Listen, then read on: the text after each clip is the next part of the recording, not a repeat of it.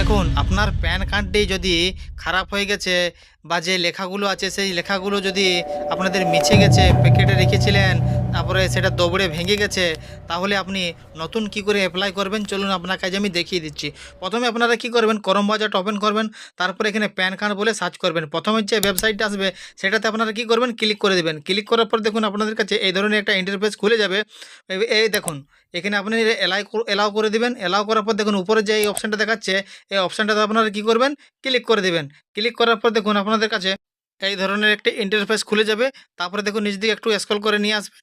আসার পর দেখুন আপনারা উপরের অপশানটাতে আপনাদের প্যান কার্ডের যে নাম্বারটা আছে সেই নাম্বারটা বসিয়ে দিবেন। তারপরে দেখুন আপনারা আধার কার্ডের নাম্বারটা এখানে দিয়ে দিবেন। ঠিক আছে, আপনাদের যে আধার কার্ডের নাম্বারটা আছে এখানে দিয়ে দিবেন। তারপরে দেখুন আপনাদের যে প্যান কার্ডের মাসটি থাকবে সেই মাসটি এখানে সিলেকশন করে দিবেন। ঠিক আছে, তারপরে এখানে আপনি কোন সালে, মানে আমরা কোন সালটা ছিল আপনার প্যান কার্ডে সেই সালটি এখানে দিয়ে দিবেন।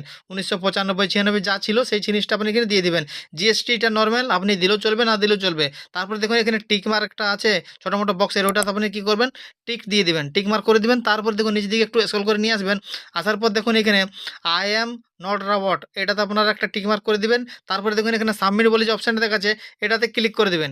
ক্লিক করার পর আপনার কাছে একটা পেমেন্টের মেথড চলে আসবে। ওখানে আপনাকে 50 টাকা পেমেন্ট করতে বলবে।